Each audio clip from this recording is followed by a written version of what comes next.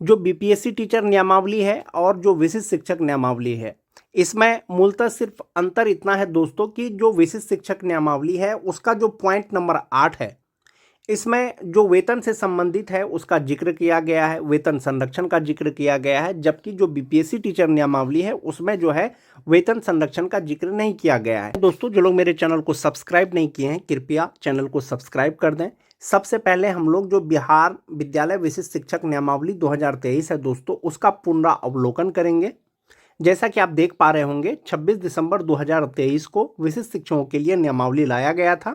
विशिष्ट शिक्षक नियमावली क्यों बनाया गया, इसमें लिखा हुआ है दोस्तों कि स्थानीय निकाय द्वारा नियुक्त शिक्षकों को बिहार राज्य विद्यालय अध्यापक यानी कि बीपीएससी टीचर का जो नियमावली 2023 है उसके तहत नियुक्त किए गए विद्यालय अध्यापकों के समान करने हेतु निम्नलिखित नियमावली बनाते हैं। यानी विद्यालय अध्यापक के समान करने के लिए जो है ये नियमावली बनाया गया कि परीक्षा पास करने के बाद जो स्थानीय निकाय के शिक्षक हैं वो विशिष्ट शिक्षक बनेंगे और विद्यालय अध्यापक के भांति ही राज्यकर्मी होंगे और उनका जो उन्हें सुविधा मिलेगा या मिलता है वो विशिष्ट शिक्षकों को भी मिलेगा।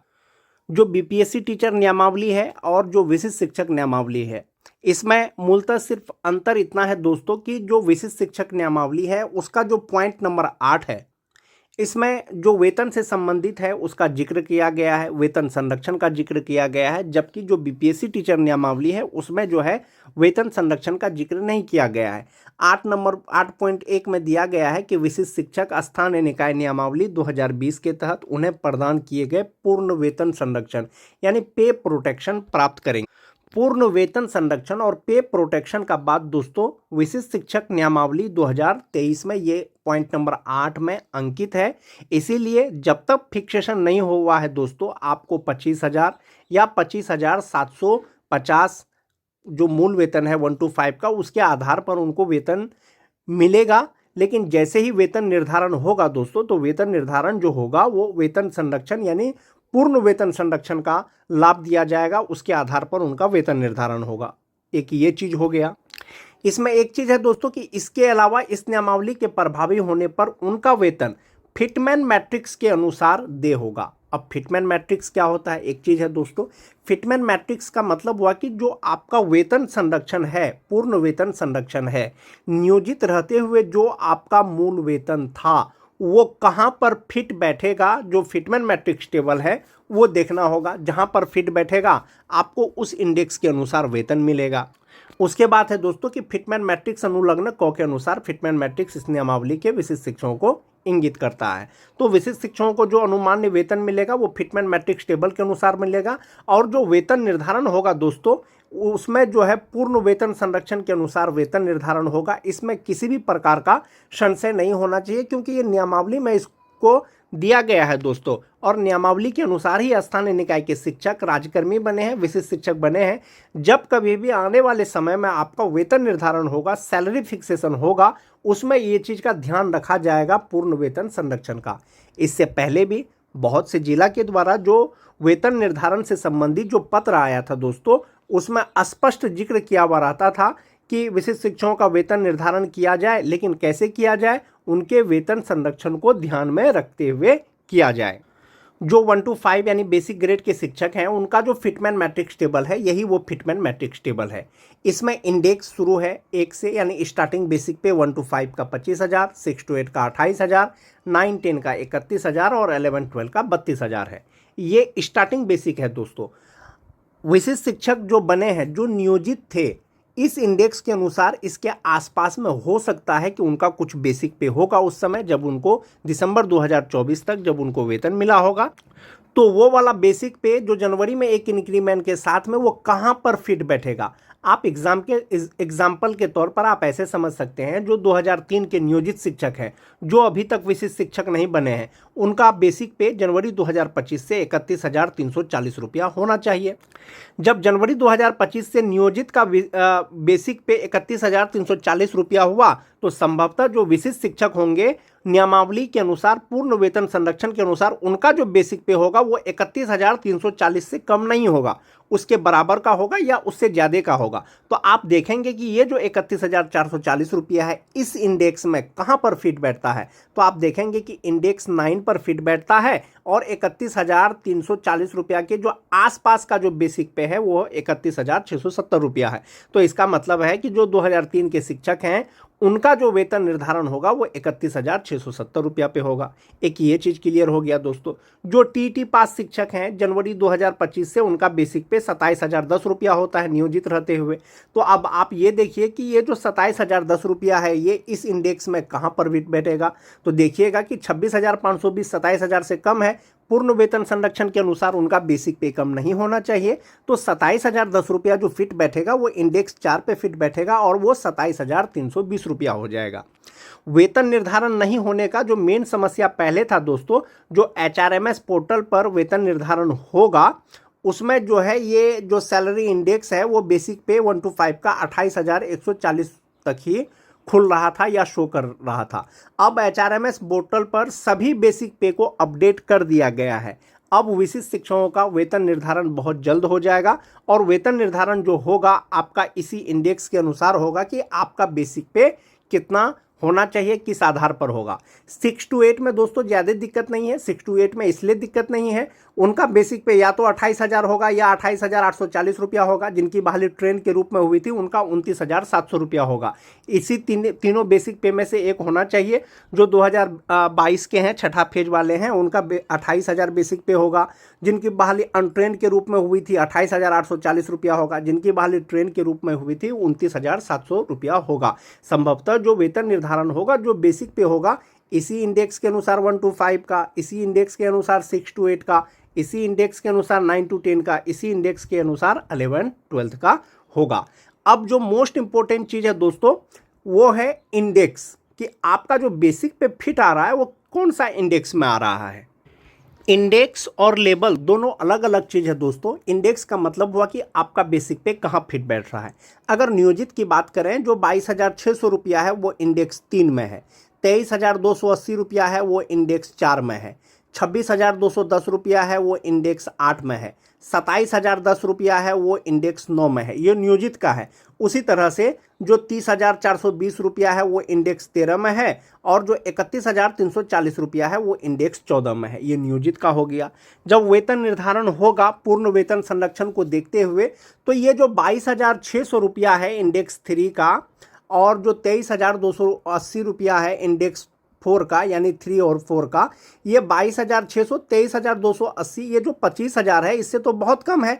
इसका मतलब है कि जब वेतन संरक्षण के अनुसार वेतन निर्धारण होगा तो वो इंडेक्स 1 और 25,000 बेसिक पे होना चाहिए जो छठा फेज के हैं, या आप ऐसे मान सकते हैं कि जिनका बेसिक पे 22,600 था नियोजित रहते हुए 23,280 रुपया था। तो इंडेक्स 3 और 4 का जो वेतन निर्धारण होगा वो विशिष्ट शिक्षक का किस पर होगा, इंडेक्स 1 के अनुसार होगा। जैसे बहुत से शिक्षक ऐसे होंगे जो नियोजित शिक्षक हैं उनका बेसिक पे 26,210 रुपया है और 26,210 रुपया जो है वो इंडेक्स 8 के अनुसार आता है। अगर वे विशिष्ट शिक्षक बन गए हैं उनका वेतन निर्धारण होगा तो विशिष्ट शिक्षक का जो इंडेक्स हो जाएगा उसका इंडेक्स 3 हो जाएगा और इंडेक्स 3 के अनुसार उनका बेसिक पे 26,520 रुपया हो जाएगा। जो टीटी पास शिक्षक है दोस्तों, सभी टीटी, जनरल टीटी हो, उर्दू टीटी हो, इंडेक्स 9 के अनुसार नियोजित रहते हुए उनका बेसिक पे 27,010 रुपया होता है। ये जो 27,010 रुपया है दोस्तों इसके आसपास का जो बेसिक पे है वो 27,320 रुपया है और 27,320 रुपया जो होता है वो इंडेक्स 4 के अनुसार होता है विशिष्ट शिक्षकों का। इसका मतलब है दोस्तों कि जब आपको वेतन संरक्षण का लाभ दिया जाएगा, वेतन निर्धारण दिया होगा, तो आपका जो नियोजित रहते हुए जो इंडेक्स था वो कहीं ना कहीं आपको विशिष्ट बनने के बाद वो इंडेक्स आपका कम हो जाएगा। जब इंडेक्स कम हो जाएगा तो आपका बेसिक पे कोई प्रभाव नहीं पड़ेगा। हो सकता है इनहैंस सैलरी आपका कुछ कम हो जाए, लेकिन वो जो है आपका एनपीएस अकाउंट में जमा होगा। जो 2003 के शिक्षक हैं, 2003-05 का, उनका नियोजित रहते हुए बेसिक पे 31,340 रुपया है, और 31,340 रुपया जो इंडेक्स होता है वो इंडेक्स 14 में होता है। और ये जो 31,340 रुपया है वो विशिष्ट का इंडेक्स 9 पे फिट आता है, और वो 31,670 रुपया होता है। इसका मतलब है कि 2003 से लेकर के 5 तक के जो भी शिक्षक विशिष्ट शिक्षक बने हैं, उनका जो बेसिक पे होगा वो 31,670 रुपया होगा, और इसी पर उनका वेतन निर्धारण किया जाएगा। जो 2006 के हैं इंडेक्स 13 के अनुसार, एक ये चीज़ हो गया। तो आप एक चीज़ यहाँ पर ये देख सकते हैं दोस्तों, नियमावली के अनुसार जो उसमें दिया गया है पूर्ण वेतन संरक्षण, उसके अनुसार इंडेक्स 3 अगर आपका है तो विशिष्ट शिक्षक का इंडेक्स 1 के अनुसार मिलेगा, इंडेक्स 4 है तो इंडेक्स 1 के अनुसार मिलेगा, इंडेक्स 8 है तो इंडेक्स 3 के अनुसार मिलेगा, इंडेक्स 9 है तो इंडेक्स 4, इंडेक्स 10 है तो इंडेक्स 5, उसी तरह से इंडेक्स 14 है तो इंडेक्स 9, यानी विशिष्ट शिक्षक का। ये तो हो गया वेतन संरक्षण का। जब आपको सेवा निरंतरता दिया जाएगा तो इसका मतलब है कि आपका जो पहले का सेवा है उसका गणना हो रहा है, पहले का सेवा का गणना हो रहा है। इसका मतलब है कि पहले जो आपने कार्य किया है वो आपको जब गिना जाएगा तो संभवतः सेवा निरंतरता में आपने जितना साल का सेवा किया है उतना इंडेक्स मिलेगा। जो इंडेक्स मान जाते हैं इंडेक्स 3 के अनुसार अभी आपको वेतन मिल रहा है, जब सेवा निरंतरता मिलेगा तो सेवा निरंतरता के बाद भी आपको जो है इंडेक्स 3 का वेतन मिलेगा। तो 22,600 रुपया का जो सेवा निरंतरता मिल जाएगा तो 26,520 रुपया हो जाएगा। जिनका बेसिक पे 23,280 रुपया है इंडेक्स 4 के अनुसार, उनका 27,320 रुपया हो जाएगा। जो टीटी पास शिक्षक है इंडेक्स 4 के अनुसार जो 27,320 रुपया होता है वेतन संरक्षण के साथ में, ये इंडेक्स 9 हो जाएगा, यानी समस्थानिक इंडेक्स हो जाएगा। ये जो इंडेक्स 9 है, इंडेक्स 9 के अनुसार इनका बेसिक पे 31,670 रुपया हो जाएगा जो टीटी पास शिक्षक है। वहीं पर जो 2003 से लेकर के 2005 तक है, ये इंडेक्स 14 जो है, ये इंडेक्स 14 के अनुरूप अगर वेतन सेवा निरंतरता मिलेगा और समस्थानिक इंडेक्स मिलेगा तो उनका बेसिक पे 36,710 रुपया हो जाएगा जो टीटी पास शिक्षक है। जो 2006 वाले हैं उनका 35,640 रुपया हो जाएगा, यानी इंडेक्स 13। जो 2010 के हैं इंडेक्स 12 34,610 रुपया हो जाएगा। तो इस प्रकार से दोस्तों वेतन संरक्षण हो या सेवा निरंतरता हो, दोनों ही स्थिति में विशिष्ट शिक्षकों का जो बेसिक पे है वो बढ़ जाएगा दोस्तों। जो वेतन संरक्षण है उनका जो बेसिक पे पहले मिल रहा था उससे कम नहीं होगा, लेकिन जब जैसे ही सेवा निरंतरता मिलेगा उनका बेसिक पे बहुत बढ़ जाएगा। अगर इनहैंस सैलरी की बात करें, जो 2022 के शिक्षक हैं या जिनका बेसिक पे 22,600 रुपया है, 23,280 रुपया है, सेवा निरंतरता अगर नहीं सिर्फ वेतन संरक्षण दिया जाता है तो उनका बेसिक पे 37,095 रुपया होगा। सेवा निरंतरता दिया जाएगा तो 22,600 वाले का 39,291 रुपया होगा, 23,280 रुपये वाले का 49,522 रुपया होगा। ये सेवा निरंतरता के बाद दोस्तों ये वेतन का गणना किया गया है। अगर टीटी पास शिक्षक की बात करें, उनका इनहैंस सैलरी सिर्फ सेवा निरंतरता के साथ 40,447 रुपया होता है, लेकिन सेवा निरंतरता के साथ 54,017 रुपया होता है। वेतन संरक्षण के साथ 40,447 रुपया और सेवा निरंतरता के बाद 54,017 रुपया जो टीटी पास शिक्षक हैं। जो 2003 से लेकर के 2005 तक के हैं, वेतन संरक्षण के साथ 46,734 रुपया और सेवा निरंतरता के साथ 54,017 रुपया। तो आप यहाँ पर ये जो डाटा देख सकते हैं दोस्तों, जो इनहैंस सैलरी होगा वेतन संरक्षण के साथ इतना हो जाएगा, सेवा निरंतरता के साथ इतना हो जाएगा। दोनों ही स्थिति में आप देखेंगे जो भी अभी मिल रहा है 25,000 बेसिक पे के आधार पर या 25,750 रुपया बेसिक पे के आधार पर, उससे ज़्यादा ही वेतन मिलेगा दोस्तों। चूँकि नियमावली में ये चीज़ क्लियर है कि विशिष्ट शिक्षकों को पूर्ण वेतन संरक्षण दिया जाएगा, पे प्रोटेक्शन दिया जाएगा। संभवतः दोस्तों आने वाले समय में आपको जब कभी भी आपका वेतन निर्धारण होगा तो आपका वेतन वृद्धि हो जाएगा। सेवा निरंतरता मिले अथवा नहीं मिले, आने वाले समय में यानी 2025 में ही अगर आपका वेतन निर्धारण हो जाता है पूर्ण वेतन संरक्षण के साथ में, तो आपका इनहैंस सैलरी ये होगा, ये इनहैंस सैलरी होगा। आप अपना बेसिक पे यहाँ पर देख लीजिए, ये जो बेसिक पे है कहाँ पर फिट आ रहा है, इनहैंस सैलरी आपकी इतनी बनेगी। अगर सेवा निरंतरता मिलेगा तो आपकी सैलरी टोटल इतनी बनेगी, आप यहाँ से देख सकते हैं। नियोजित शिक्षक और जो विशिष्ट शिक्षक हैं उसमें एक डिफरेंस ये भी है दोस्तों कि जो नियोजित शिक्षक हैं उनका फ्यूचर के लिए जो ईपीएफ अकाउंट है उसमें 3600 रुपया जमा होता है। 1800 रुपया टीचर का करता है, 1800 रुपया आपको गवर्नमेंट देती है। लेकिन अगर आप विशिष्ट शिक्षक की बात करें या विद्यालय अध्यापकों की बात करें, दोनों प्रकार के शिक्षक, उस पर एनपीएस अकाउंट में आपका जमा होता है। एनपीएस अकाउंट में कुछ अमाउंट आपका भी कटता है, कुछ अमाउंट आपका भी कटता है, लेकिन उससे ज़्यादा आपको सरकार देती है। लेकिन नियोजित रहते हुए क्या है कि 1800 आपका कटता है तो सरकार भी आपको 1800 ही देती है। और इस हिसाब से जो आपका टोटल एनपीएस अकाउंट में जमा होता है, जो 2003 के शिक्षक हैं वेतन निर्धारण के बाद 11,781 रुपया जमा होगा। जो 2006 के हैं 11,439 रुपया होगा। जो 2010 के हैं 11,104 रुपया जमा होगा। जो 2013 और 16 के हैं 10,163 रुपया जमा होगा। और जो 2022 के हैं 9,300 रुपया जमा होगा। तो आप यहाँ पर अपने से भी आप कंपैरिजन कर सकते हैं दोस्तों। ये जो 3600 रुपया है, ये जो एनपीएस का अमाउंट है, इससे कहीं ना कहीं कम है, बहुत ज़्यादा कम है। इसीलिए दोस्तों फ्यूचर के भी एतबार से वो आपका एनपीएस में जो जमा हो रहा है वो ज़्यादा फ़ायदेमंद है।